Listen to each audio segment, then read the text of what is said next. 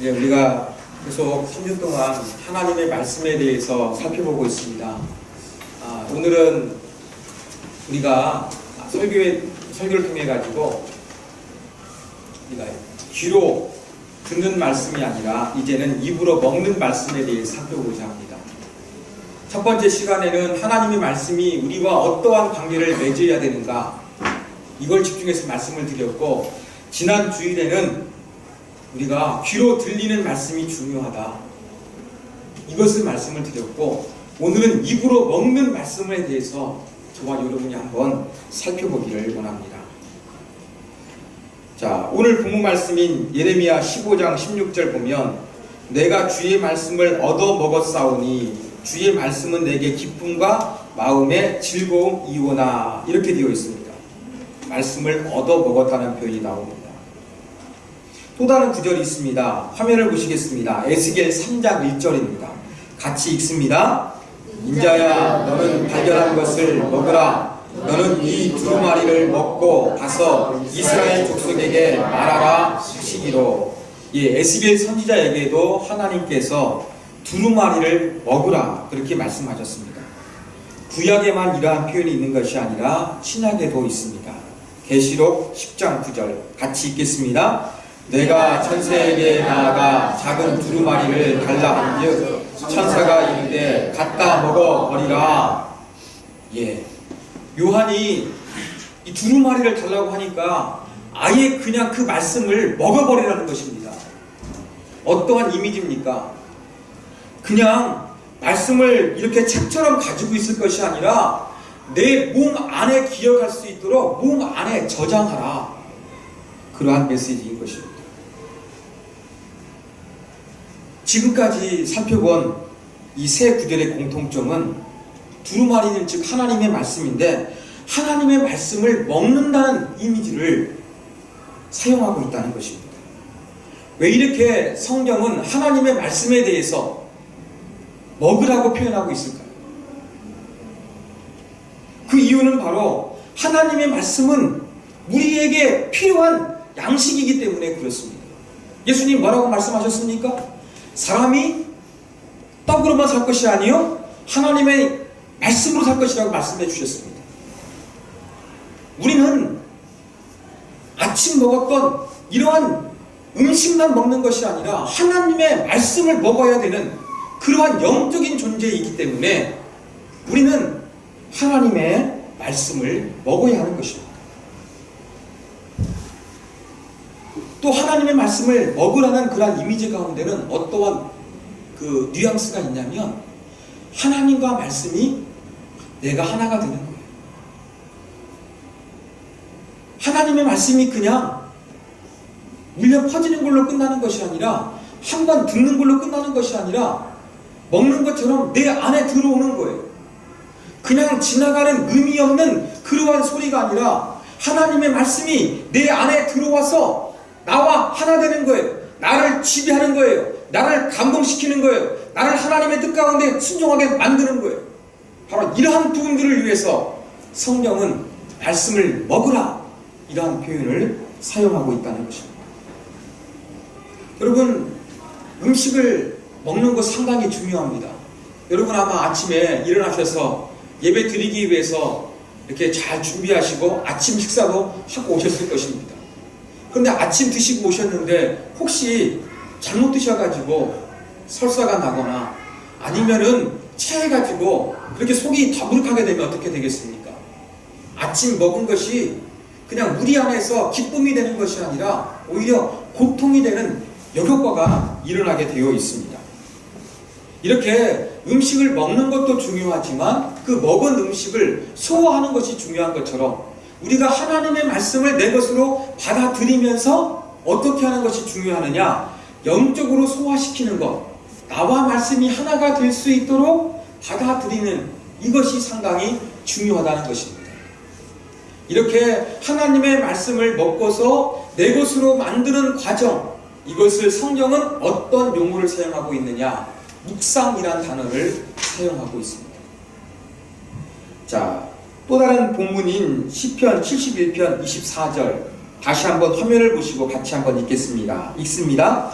나의 혀도 조밀토록 주의 글을 작은 소리로 읊조리오니 나를 모해하려 하던 자들이 수치와 무한을 당함이니이다. 시인은 뭘 이야기하고 있습니까? 자기의 입술의 혀가 하루 종일 주의 의를 작은 소리로 읊조리오니, 하루 종일 하나님 말씀을 입에서 그렇게 묵상한다는 것이죠. 먹는다는 것입니다. 또 다른 성경 구절을 조금 더 우리가 살펴보도록 하겠습니다. 여러분 잘 아시는 시편 1편인데요. 자, 화면 보시고 같이 읽습니다. 복 있는 사람은 오직 여호와의 율법을 즐거워하여 그 율법을 주야로 묵상하는 자로다. 자, 이사야 31장 4절입니다. 같이 읽습니다. 여호와께서 이같이 내게 이르시되 큰 사자나 젊은 사자가 자기의 먹이를 움키고 으르렁거릴 때에 그것을 치려고 여러 목자를 불러왔다 할지라도. 자, 제가 여러분 화면에 보시는 것처럼 노란색으로 표시해둔 이 단어는 한국말로는 제각각인데요, 히브리 원어에서는 동일한 단어입니다. 어떤 단어냐? 하가라는 그러한 단어예요. 하가라는 한 단어가 이렇게 우리말로 번역될 때에는 세 가지 의미로 번역이 된 거예요. 하가가 이 동물에게 사용될 때에는 바로 이사야 말씀이 있는 것처럼 동물에게 적용될 때에는 뻐꾸기가 구구구 하는 것처럼, 사자가 이렇게 어흥 우는 것처럼 이 동물이 포효하는 소리, 동물이 소리 내는 소리를 갖다가 으르렁거린다. 이게 바로 하가입니다. 그리고 사람에게 적용할 때에는 바로 시편 71편 24절 말씀처럼 읊조리는 거예요. 사람들이 이렇게 자꾸 작은 목소리로 계속 중얼중얼 하지 않습니까? 이것이 바로 묵상이라는 것입니다. 즉 하가라는 단어는요, 동물이 됐든지 간에 사람이 됐든지 간에 늘 입안에서 자주자주 그렇게 반복되어 나오는 소리, 이것을 이제 번역할 때에 묵상이라고 했던 것입니다.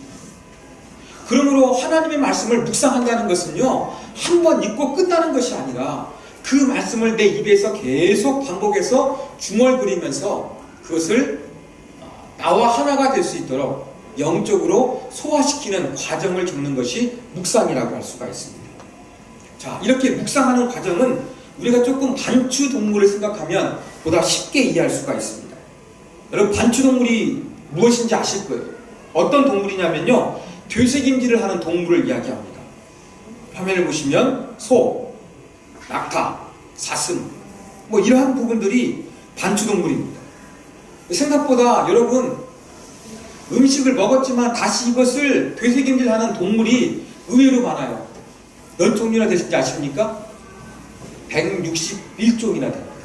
생각보다 이렇게 반추동물이 많습니다. 이러한 반추동물의 특징은 또 다른 사진 보시는 것처럼 위가 하나가 아니라 여러 개예요. 화살표를 보시면 음식을 먹었다가 다시 토해내는 거예요. 다시 이제 또 되새김질해가지고 다른 위로 넘기고, 이러한 것을 여러 번 반복해가지고 음식물을 소화하는 것이 바로 반추동물의 특징입니다. 그런데 반추동물은 이렇게 여러 번 윗속에 음식을 넣었다가 다시 꺼냈다가 다시 씹는데요, 이 과정 가운데는 동물의 타액이 있지 않습니까? 사람으로 말하면 침, 이것이 들어가가지고 음식물을 보다 더 잘 그렇게 소화시키는 그러한 능력을 발휘한다고 합니다. 여러분, 우리에게도 하나님의 말씀을 읊조린다는 것은요, 기계적으로 그냥 아무 생각 없이 우리가 막 주기도문 암송하는 것처럼, 사도신경 암송하는 것처럼 기계적으로 반복하는 것이 아니라 어떤 거냐면, 반추동물이 되새김질하면서 이 타액과 혼합시키는 것처럼 우리도 하나님의 말씀을 계속 반복하면서 하나님의 도우심을 구하는 거예요. 하나님, 이 말씀을 내가 깨달을 수 있도록 도와주십시오. 이러한 기도하는 마음으로, 말씀을 향한 갈급한 마음으로 우리가 말씀을 반복하는 것이 중요하다는 것입니다. 몇 주 전에 설교 드렸던 것처럼 여러분, 성경이 기록될 때에만 하나님께서 원저자만 감동시킨 것이 아니라 우리가 하나님 말씀을 읽을 때에도 성령이 감화하시고 역사하십니다. 그러한 역사하심이 나타나기를 원하는 간절한 마음으로 우리가 성경을 입안에서 읊조리는 것, 이것이 기계적으로 반복되지 않는 것이요, 바로 단추 동물처럼 우리가 하나님 말씀을 잘 소화시키기 위해서 노력하는 과정이라고 할 수가 있을 것입니다. 우리가 음식물을 한번 먹었는데 다시 이것을 씹는 것은 인간에게는 어렵습니다. 그러면서 하나님의 말씀을 여러 번 이렇게 다시 한번 그렇게 묵상한다는 거, 이게 너무 극단적이고 힘든 것이 아닐까, 여러분 그렇게 생각하실지 모르겠습니다. 여러분, 우리 조상들의 역사를 보면은요, 책을 여러 번 무수히 반복했다는 기록이 참 많이 있습니다. 여러분, 위편 3절이라는 말 들어보셨습니까? 공자가 그 주역을 읽는데 얼마나 많이 읽었는지 주간이 3번 떨어졌다는 거예요. 여러분, 주간이 뭐냐면은요, 지금처럼 종이책이 아니었어요. 대나무 같은 데 글씨를 썼거든요. 대나무 같은 것들을 묶어놓는 것이 바로 가죽끈이었어요. 이러한 주간, 가죽끈이 3번이 떨어졌대요. 그러면 공자가 얼마나 열심히 책을 읽었는가 우리가 쉽게 상상할 수가 있을 것입니다. 여러분, 조선 중기에 김득신이라는 사람이 있었습니다. 이 사람은 독수기에 대한 자기가 독서한 기록을 남겼는데요, 그 독수기에는요, 자기가 읽은 책에 대해서 이야기하고 있어요. 요즘 보면은 블로그 독후감 올리는 사람들 많이 있는데, 한 번 읽은 것이 아니라 김득신의 독수기는요, 36편에 자기가 살면서 10,000번 이상 읽은 책에 대해서만 기록하고 있는 거예요. 여러분, 10,000번, 이거 쉬운 일 아닙니다. 여러분이 1년 1독 성경하는 것도 쉽지 않죠. 제일 간단한 성경도 10,000번 읽는 거 쉽지 않죠. 그런데 36편의 책을 이 김득신은요, 10,000번 이상 읽었다는 거예요. 그렇게 읽은 책이 10,000권, 36권인데요. 그 중에서 좀 특이한 책이 하나 있어요. 사마천의 사기를 보면은 102열전이 있거든요. 이것은요, 이 김득신이 몇 번을 읽었냐면은요, 1억 1만 1,000번을 읽었어요. 얼마나 좋아했는지 1억 번을 읽었대요. 근데 여기에 더 놀라운 사실 하나 더 말씀을 드릴게요. 김득신은요, 1억 번을 넘게 읽으면서도 눈으로만 속독법을 사용한 것이 아니라 성독, 다시 말하면 입술로 소리내어서 읽었다는 거예요. 이렇게 1억 번 이상을 넘겼다는 것은 얼마나 그가 책을 반복해서 읽었는가를 극단적으로 보여주는 것입니다. 그런데 여러분, 우리가 김득신에 대해서 놓치지 말아야 될 게 있어요. 이 사람은요, 머리가 정말 나빴던 사람이에요. 그래가지고 얼마나 머리가 안 좋았는지 어린 시절에 서당에 가서 공부를 시키면 금방 잊어버리는 거예요. 그러니까 서당에서 그를 알았던 사람들은요, 김득신에 대해서 이렇게 말을 했어요. 야, 내가 살다가 저렇게 머리 안 좋은 사람 처음 봤다고 말하는 사람이 김득신이었어요. 이런 얘기를 들으면 부모의 마음 가운데는 얼마나 자존심이 상하겠습니까? 저렇게 머리 안 좋은 애 처음 봤다는 얘기를 자기 아들이 듣는데 그 아버지의 마음이 좋지 않았을 것입니다. 그런데 김득신의 아버지는요, 이 이야기를 듣고서 포기하지 않았어요. 끝까지 이 아들에게 그를 깨우치기 위해서 막 교육을 했어요. 이렇게 교육하다 보니까 어느 순간 효과가 나타나가지고 이 김득신이요, 학문을 깨우쳐가지고 과거에 급제하고 이 성균관에 입학한 훌륭한 문장가가 되었다는 것입니다.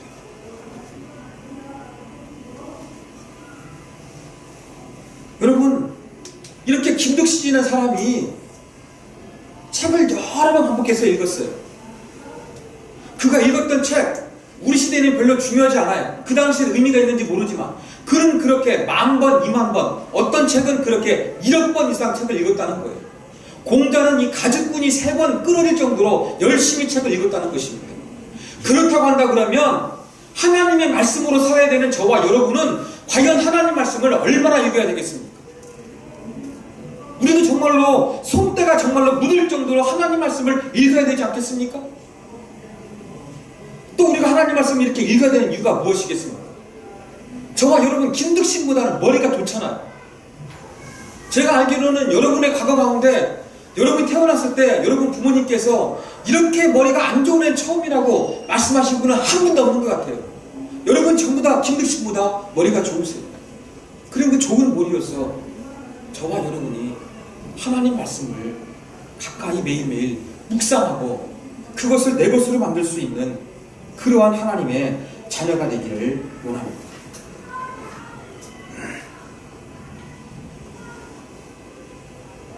여러분 이렇게 성경을 반복해야 된다고 말씀을 드리니까 이러한 반문이 들지 모르겠어요. 목사님, 성경책이 중요한 건지 저도 동의합니다. 그렇지만 어떻게 성경책만 읽습니까? 어떻게 성경책만 그렇게 여러 번 반복해서 읽겠습니까? 세상에는요 책이 너무나 많고 읽고 알아야 될 것들이 너무나 많이 있습니다. 성경이 그것을 모든 것을 담지 못했기 때문에 우리가 성경뿐만 아니라 다른 정보와 지식을 위해서 다른 책도 읽어야 됩니다. 여러분 그렇게 반문하실지도 모르겠습니다. 여러분 그렇지만요 다양한 책을 읽는 것도 중요하지만 중요한 책을 여러 번 읽는 것이 상당히 중요합니다. 제가 독서교실을 하면서 느끼는 겁니다.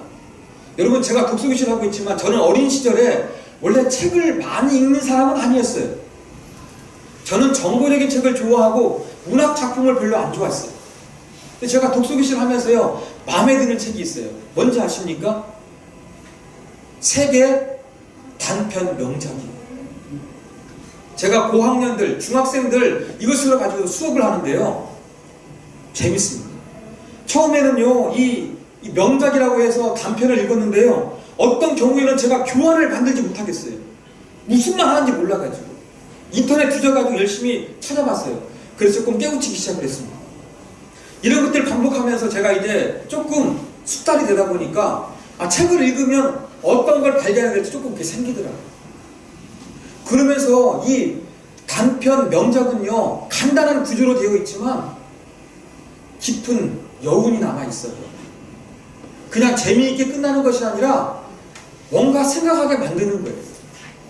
좋은 책은요 여운이 있는 책입니다. 좋은 책은요 뭔가 가슴에 남는 거예요. 좋은 책은요 그냥 지나가는 지식이 아니라 인간에 대해서 알려주는 거예요. 인간 존재가 무엇인지, 인간은 어떤 마음을 가지고 있는지, 세상은 어떤 것인지 이러한 부분에 대해서 알려주는 것이 바로 명작인 거예요. 성경이 명작입니다. 왜 그렇습니까? 성경은 모든 것들을 만드신 하나님에 대해서 알려주고 있기 때문에 그렇습니다. 성경은 또한 인간이 어떠한 존재인가를 분명히 가르쳐주고 있는 것입니다. 인간은 뭔가 뛰어난 것 같지만 연약한 죄인이라는 것을 알려줍니다. 그리고 하나님은 그 연약한 인간을 끊임없이 사랑해 주시는 분이라는 것을 가르쳐주는 것입니다. 그리고 그 하나님을 의지하면 인생을 살아갈 수 있는 지혜를 주시고 능력을 주시고 용기를 주시고 소망을 주심을 발견하게 하는 것입니다. 그렇기 때문에 성경은 소중한 책이고 성경은 명작이고 우리가 계속해서 반복해서 읽어야 되는 것입니다.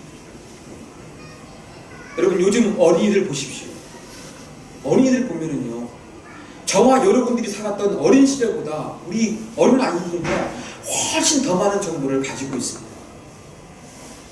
그런데 아이들이 그렇게 많은 것들을 알고 똑똑한 것 같은데 어떻습니까?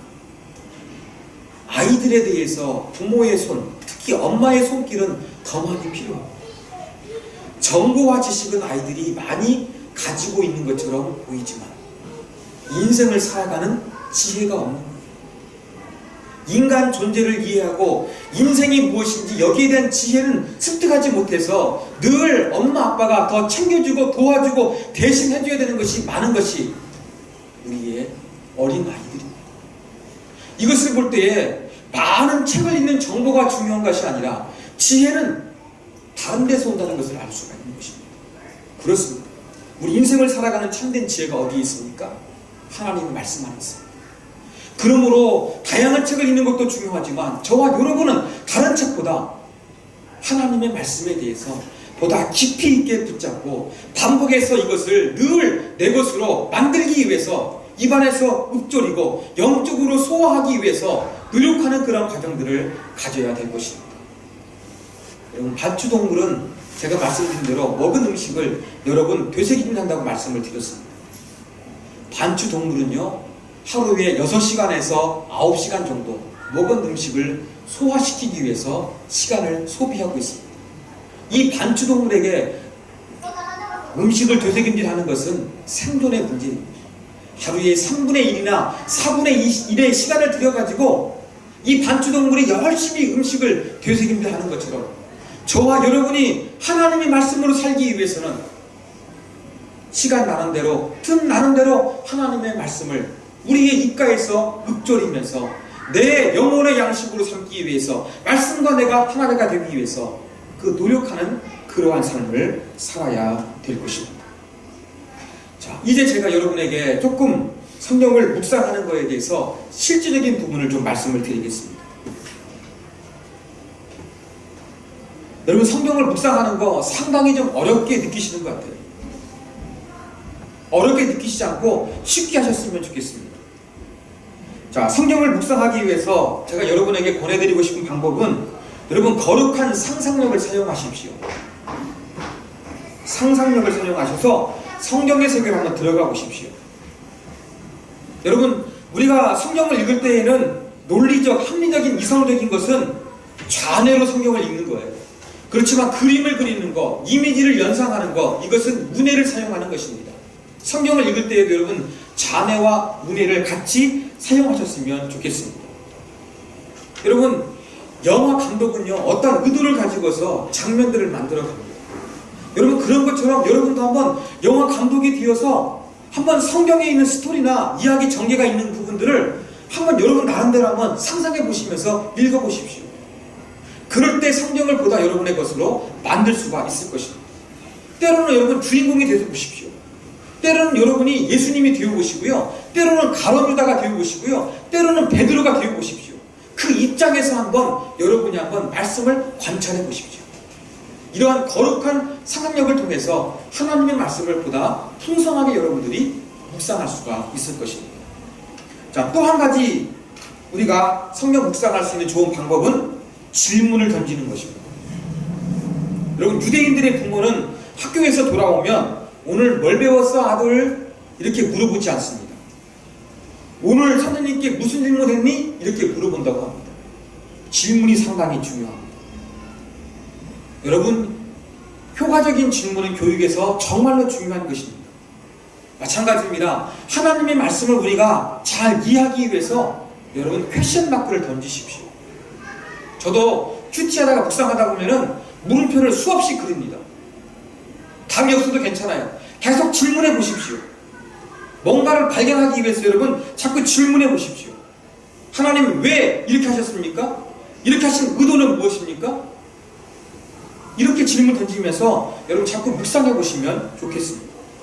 또 한 가지 여러분 묵상하실 때 부탁드리고 싶은 것은, 여러분 틀릴까봐 두려워하지 마십시오.